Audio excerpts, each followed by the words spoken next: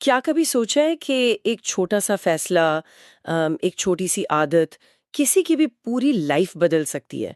मतलब जब लाइफ में बहुत कंफ्यूजन हो, कोई डायरेक्शन नहीं मिल रही हो ना, तो ये डीप डाइव उसी प्रॉब्लम का एकदम परमानेंट सॉल्यूशन है। बिल्कुल। और ये hello friends, welcome to my channel think pages TV. आज हम जिस किताब को डिकोड कर रहे हैं वो है जेम्स क्लियर की एटॉमिक हैबिट्स। हमारा आज का मिशन है ये समझना कि कैसे छोटे छोटे बदलाव जिन्हें हम अक्सर एकदम इग्नोर कर देते हैं, वही असल में बड़ी सफलताओं की नींव रखते हैं। और ये बुक इसलिए बहुत ज़रूरी है क्योंकि ये उन लोगों की मदद करती है जो बार-बार अच्छी आदतें शुरू तो करते हैं। हाँ, पर फिर छोड़ देते हैं। एग्जैक्टली कुछ ही दिन में उनका मोटिवेशन दम तोड़ देता है। हाँ हाँ। तो मतलब ये कोई बोरिंग लेक्चर नहीं है, बल्कि इंसानी दिमाग की एक बहुत ही प्रैक्टिकल गाइड है। स्पोर्ट्स टीम की जिसका परफॉर्मेंस इतना खराब हो, मतलब इतनी बुरी तरह से वो फ्लॉप हो रहे हो कि दुनिया के टॉप साइकिल ब्रांड्स उनसे हाथ जोड़ लें। बाकायदा लेटर लिखकर बोलें कि प्लीज हमारी साइकिल का इस्तेमाल मत कीजिए। हाँ, क्योंकि अगर लोगों ने इस टीम को उनकी साइकिल पर हारते हुए देख लिया तो ब्रांड की मार्केट वैल्यू जीरो हो जाएगी। साल 2003 में ब्रिटिश साइकिलिंग टीम का ठीक यही हाल था।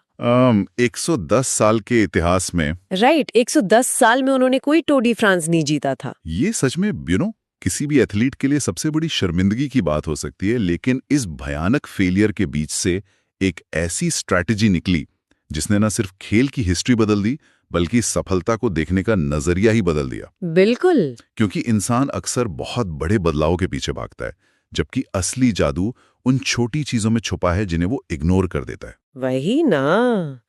तो जब हालत इतने खराब थी तो गवर्निंग बॉडी ने एक नया कोच हायर किया, डेव ब्रिल्सफोर्ड।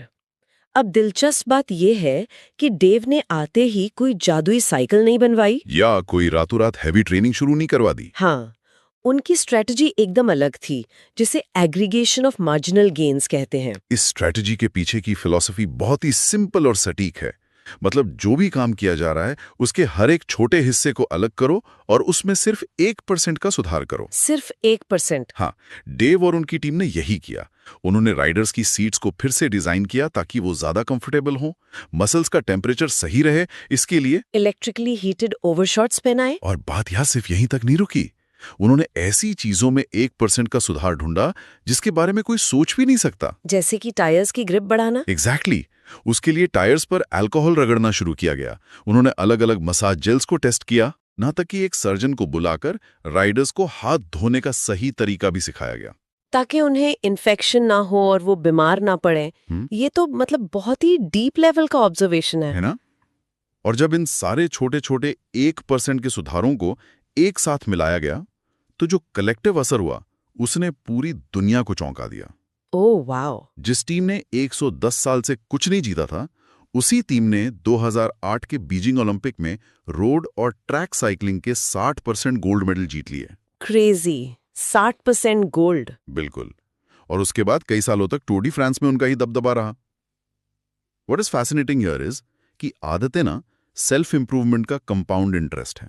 ये कहानी सुनने में बहुत मोटिवेटिंग लगती है, लेकिन अगर इसके थोड़े गणित पर ध्यान दें तो ये और भी ज्यादा हैरान करने वाली है। वो 1% वाला रूल। हाँ, अगर कोई इंसान हर दिन सिर्फ 1% का सुधार करता है तो वो सुधार शुरुआत में बिल्कुल नहीं दिखता, लेकिन अगर इसे 365 दिन तक कंपाउंड किया जाए तो साल के अंत में वो 37 गुना बेहतर हो जाता है। राइट, 37 गुना। लेकिन इसका दूसरा पहलू भी समझना जरूरी है।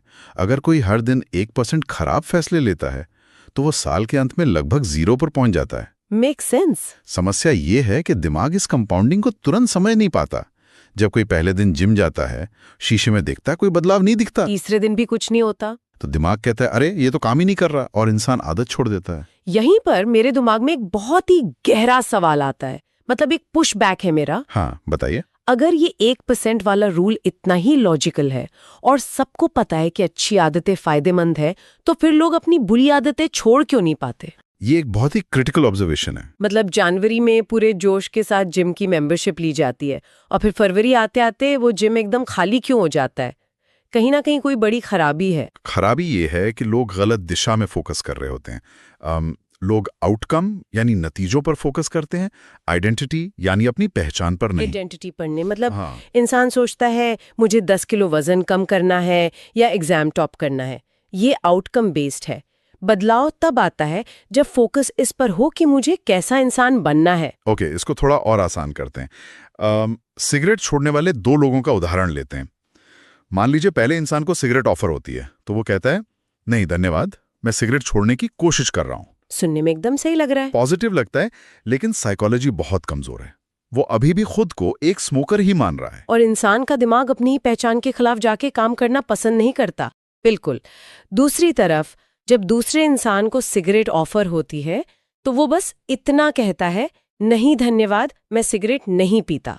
ओह, छोटा सा हेरफेर है शब्दों का। पर यही हेर फेर पूरी आइडेंटिटी बदल देता है। दूसरे इंसान ने अपनी पुरानी पहचान को ही खत्म कर दिया है। जब पहचान बदल जाती है ना तो इंसान को खुद से लड़ना नहीं पड़ता। ये बहुत ही डीप बात है। बाहर का कोई भी बदलाव तब तक नहीं टिकता जब तक अंदर का बिलीफ सिस्टम उसे सपोर्ट ना करे।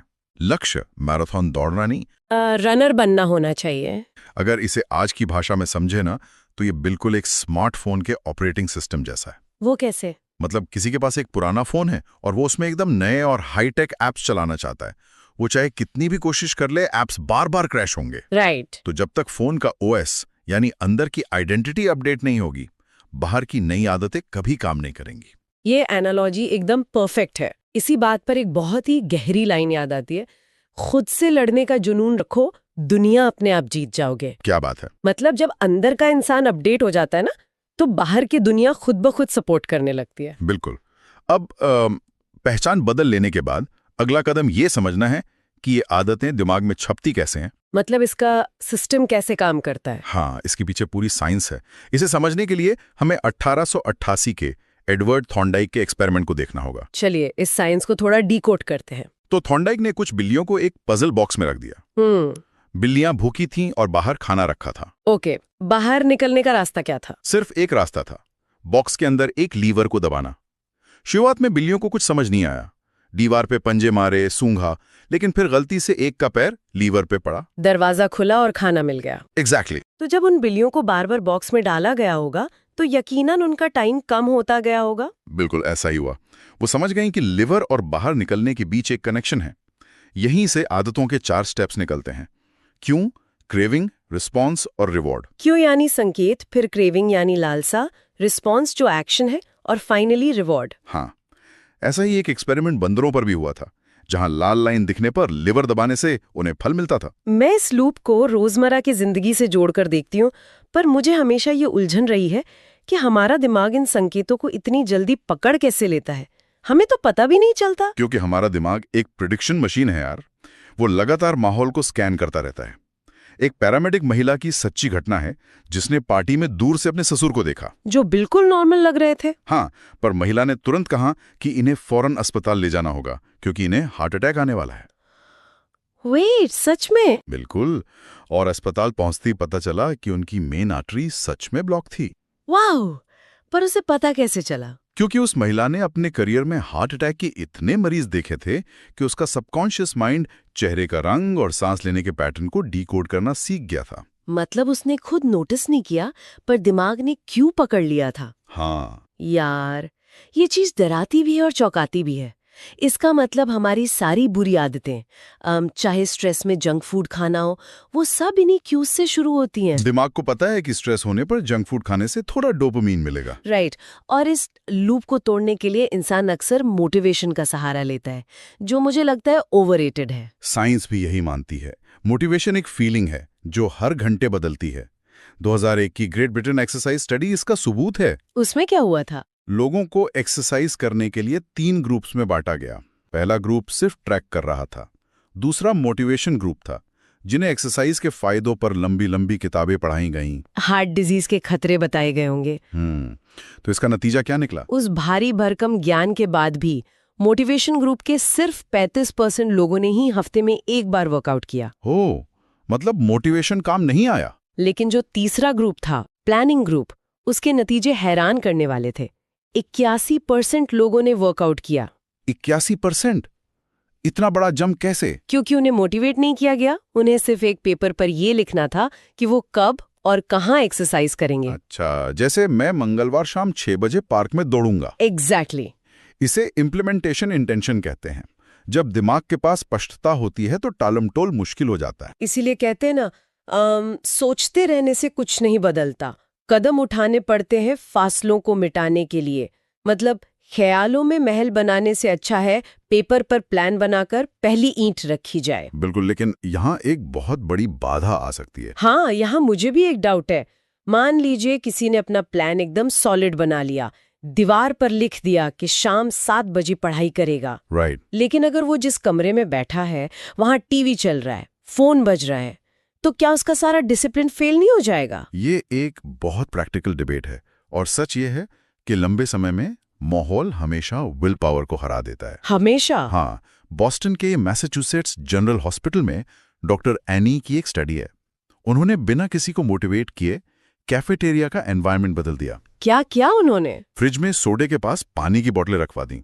सोडा भी था, पर पानी ज्यादा आसानी से उपलब्ध हो गया। तो लोगों ने पानी पीना शुरू कर दिया बिना कुछ सोचे। 3 महीने में सोडा की बिक्री 11% गिर गई और पानी की 25% बढ़ गई। इसे इनविजिबल एनवायरनमेंट कहते हैं। वाओ!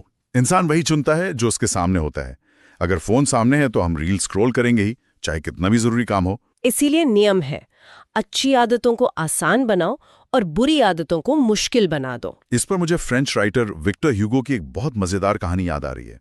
1830 की बात है। हाँ, वो डेडलाइन वाली कहानी ना? बिल्कुल। उन्हें the hunchback of Notre Dame लिखकर पब्लिशर को देनी थी, पर वो पार्टीज में बिजी रहते थे, तो पब्लिशर ने सख्त डेडलाइन दे दी। तो उन्होंने क्या जुगाड़ लगाया? उन्होंने अपने सारे कपड़े एक बक्से में बंद किए और असिस्टेंट से बाहर लॉक करवा दिए। अब उनके पास सिर्फ एक शॉल बचा था।